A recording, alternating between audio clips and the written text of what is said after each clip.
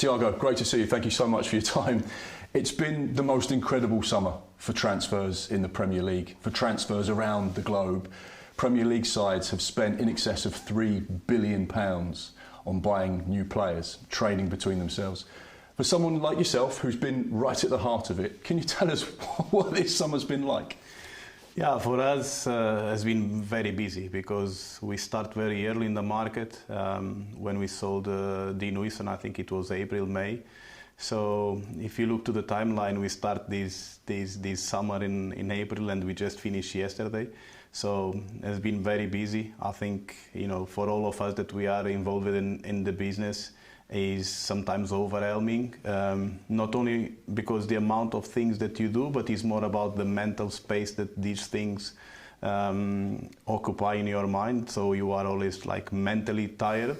But finally we get through, and now is the real football that is the game, So, why do you think there has been so much money spent? Why is this such a huge industry? Why are millions of people so obsessed with transfers? Yeah, I think I'm not one of them. Even if I do this job, I always say that in my opinion the success of the teams is 70%. What we do in the training ground and 30% about the market. Of course, sell and buy players is important, but at the end, this is a collective game where the work that the coaching staff do with the players, the player development, the connections within the players are, in my opinion, more important than everything else.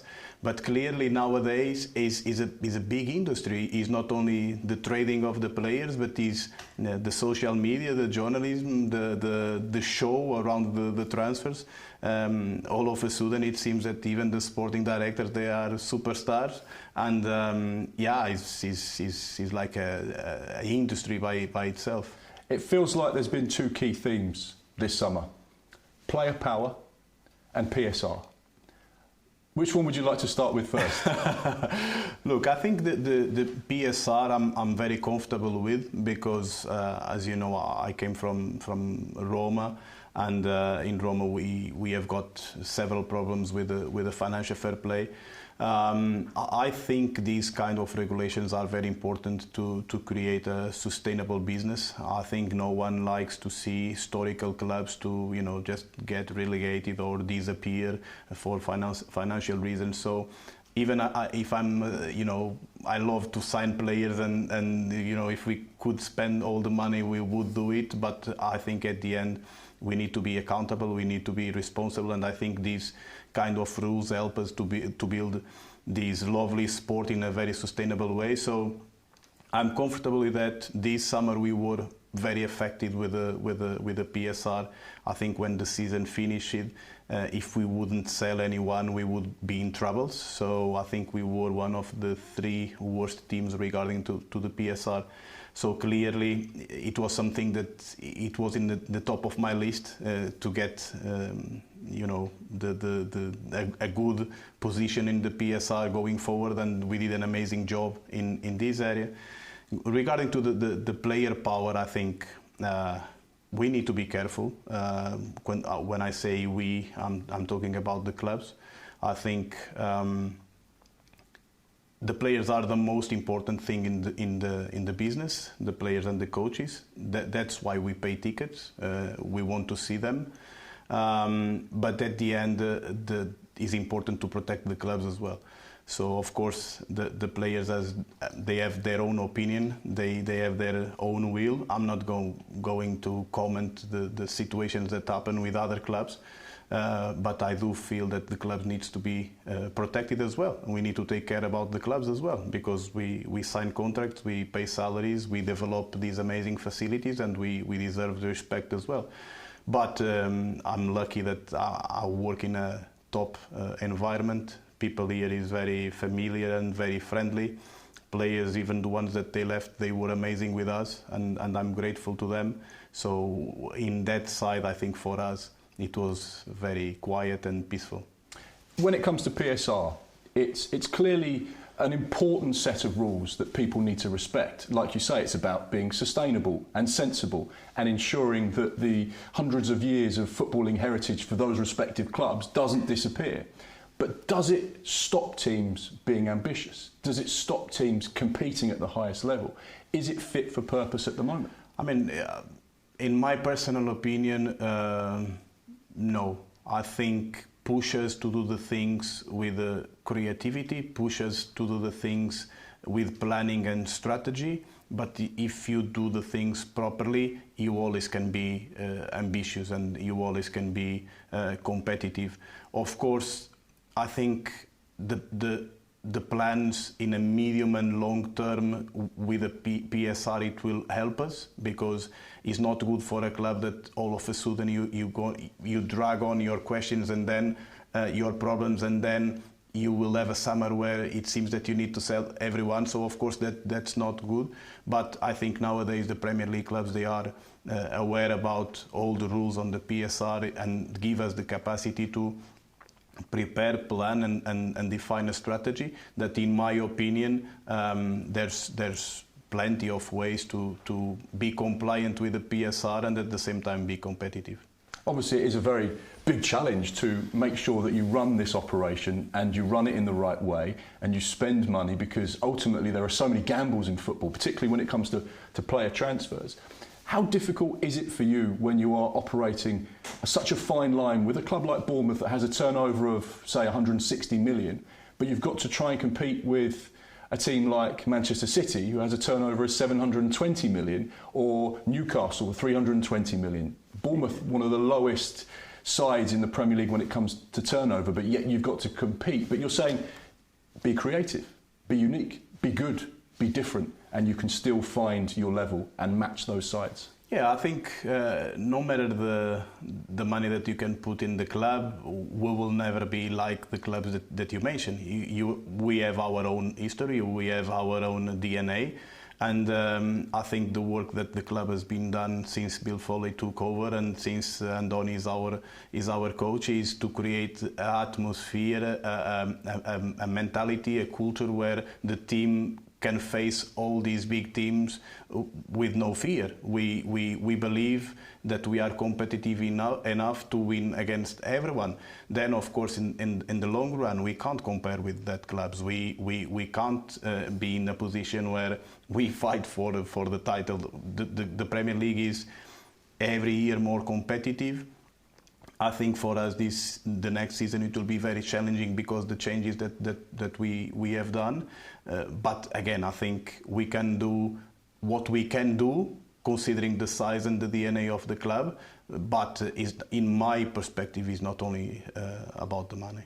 You've mentioned about player power and contracts, agents, and dealing with these situations. And clearly we've seen high-profile incidents this summer where players have said, I'm not playing, I'm not going on tour, I'm not training with the first team, I'm never going to play for this football club again. How hurtful is that for someone like yourself? Because clearly you need to create the right culture. Clearly you believe in those players, you bring them to the club, you give them everything they possibly can. But ultimately it shows a lack of respect. And that must be so difficult for you as a sporting director, because it goes against all the things you're trying to create. Yeah. Is it a situation where Premier League sides have to be stronger and bigger than the players? Yeah, I mean, for me it's difficult to comment, because then I will step in the other, other clubs and other sporting director shoes. So I don't want to go into that. The thing that I can say is about my players, about our players, and Kepa or Dean or Zaba or Milos or Dango, the ones that they left, they were amazing with us. They respect the club. All of them, of course, they want to move on. They want to go to the clubs where they went. They had their dreams, but they were amazing because they always respect the club's policy. So we didn't have any kind of these problems, and I'm very proud that this club before me was able to build a culture where the players, they have their own dreams, their own will, but they really respect what the club was asking for them, what the club was asking them to do. So at the end, when players behave like my players did, I feel even more responsibility to make them happy. Wow. You've had an incredible summer with regards to player sales. The fact that Bournemouth are selling to Real Madrid, the Premier League champions Liverpool, the European champions PSG, what does it say about how special this football club is right now? Yeah, regarding to these player sales, I think is a good opportunity for me to explain why we did it. And the first reason we mentioned before, we had some constraints regarding to the PSR that push us a little bit to sell players, to trade players, and to gain headroom to invest in the future. I always say that people can't forget that since Bill Foley bought the club, we invested more than £350 million in players. So sooner or later would come the day that we need to sell players.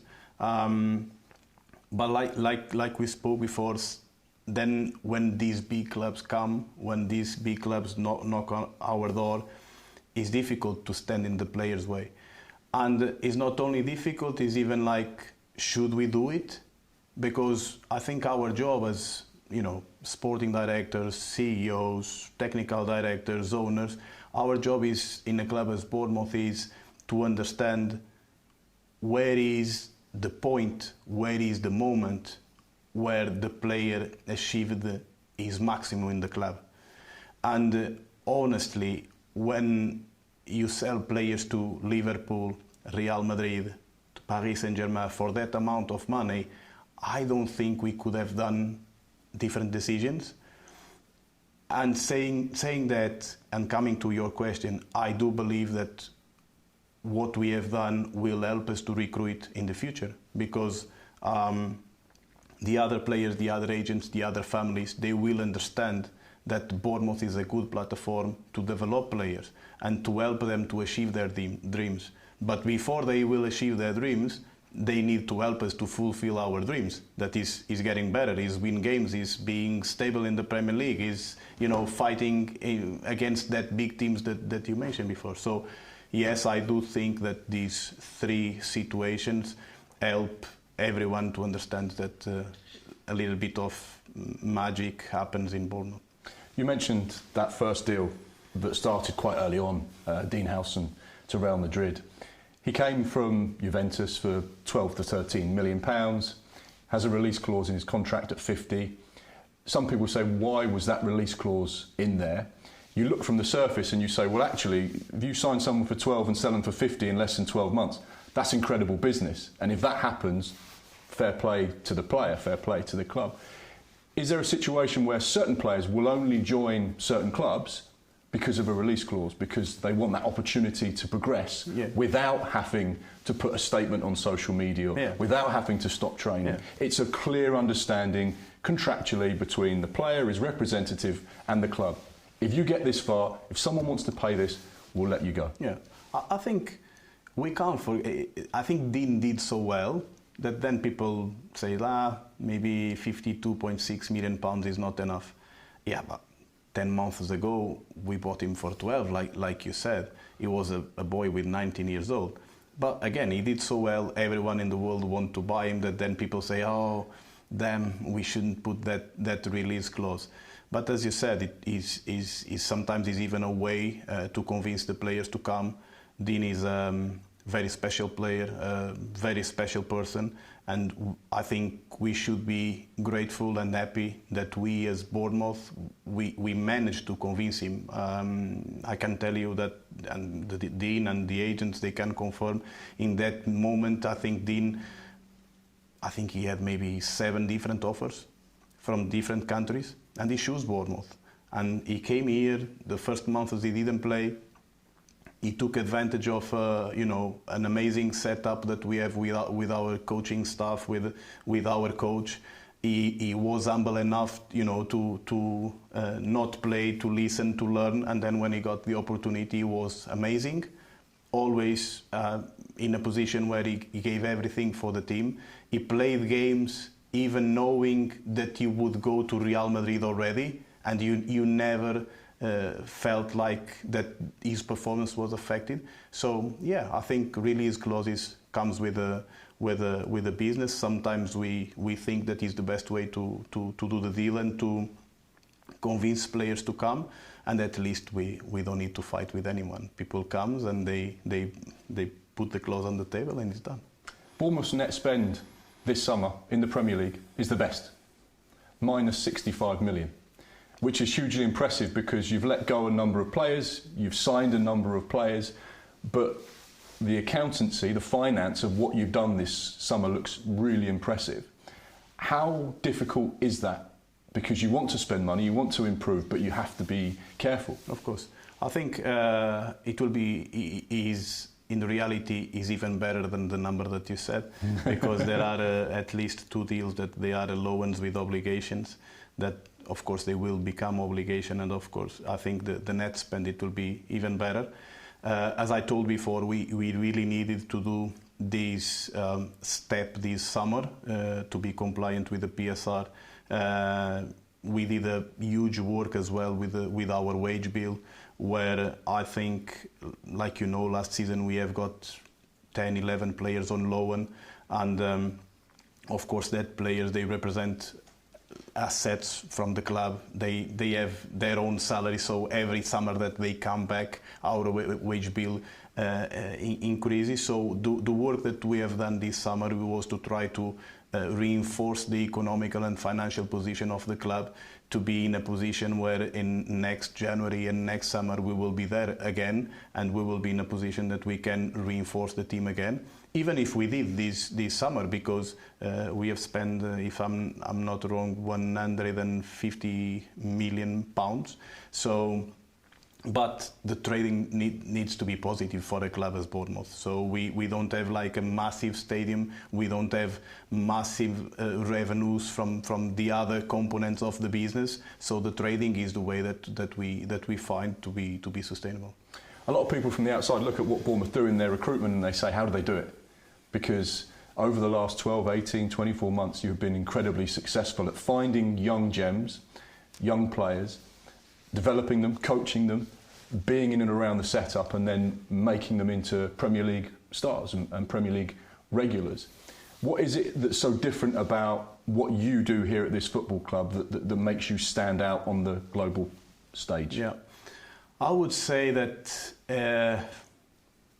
is the peaceful environment in our recruitment. What this mean is we have a lot of information. We have a data department. We have 10, 12 scouts spread everywhere that they do their reports about the players.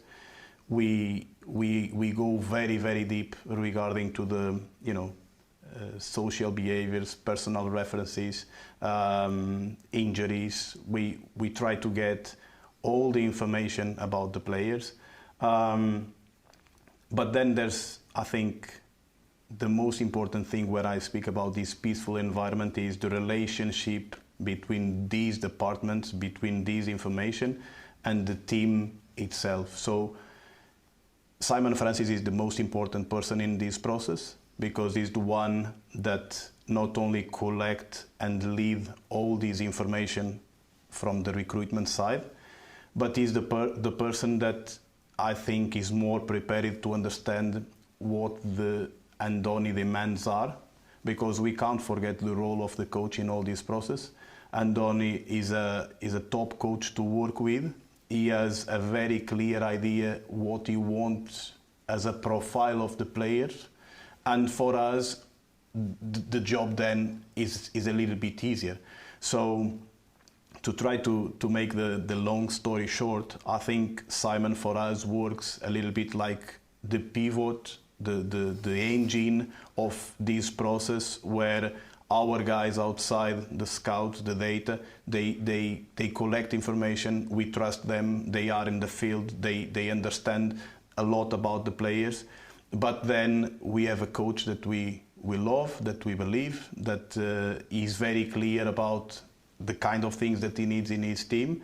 And Simon is the guy that helped me a lot to bridge all these areas to make the right choices. Sometimes We can't do it all, but I think we are in a very peaceful and positive environment that help us to make decisions together. When the player goes right like Dean, it was about all of us. When some player goes wrong, it's about all of us as well.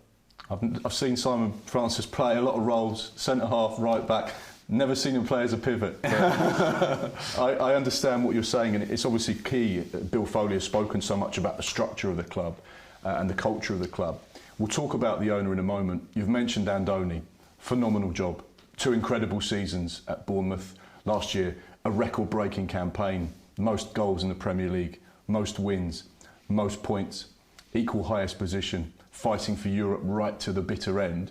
He always signs short-term contracts. That's the way he likes to operate. It's the way he operated in Spain. He's never left the club during a season. He only leaves if he feels he wants to at the end of the campaign. How hard are you working to try and convince him that he has more chapters in the Bournemouth journey to fulfil? Yeah, I think this is a easy question. Everyone in this building, from the receptionist to Bill Foley, wants Andoni to stay as long as he's happy here, you know. As I said before, I think it's so easy to work with him. The things that he helps us to achieve as a club is amazing. I think even the autonomy and the freedom that he gives us to work in the areas that help to complement his job is amazing. The way that the team plays is exciting. The way that he works with the players and develop players is top for us. So yeah, we're gonna do our best to keep him as long as we can. Is a conversation that, of course, it will happen sooner or later. I would say rather soon than later. But no secret in this situation. We want to keep him. We always speak about Andoni as a coach, but I would say that Andoni as a person fits perfectly Bournemouth as well. It's not very common in football to find someone so honest, transparent, and straightforward as he is. So yeah, we will do our best to keep him, and me personally, of course, I'm going to do my best to do that. And those conversations are starting sooner rather than later. Maybe you have some good news for Bournemouth fans. Yeah, I mean, this is too soon to speak about it, but yeah, we will do our best. You mentioned Bill Foley there. I cannot be anything but hugely impressed by what he has done in the 2 years or so that he's been the owner of Bournemouth Football Club. What he's done with the training ground, the facilities, the culture, the investment in the team, the staff, the setup, the stadium, the ambition. For someone at his age to do what he's done is simply phenomenal. Is he the most perfect owner for a football club in this country because of his attitude and the way he has gone about what he has done? I don't know for the other people. For me, is all of that you said, and is even inspirational. I don't know if the word is like he inspires the other people in the club to do the right thing. So he's highly involved. He calls us every day. He knows and he remembers the name of all players that we mentioned to him. So sometimes me and Simon, you know, sometimes we laugh because early in the market we speak about a player that even us, we then forget because things change it and we are going through other profiles, and Bill comes up saying, and about that player that you guys mentioned two months ago. So I think his vision is very clear. His ambition is something that you can almost touch because he's a very, very ambitious person.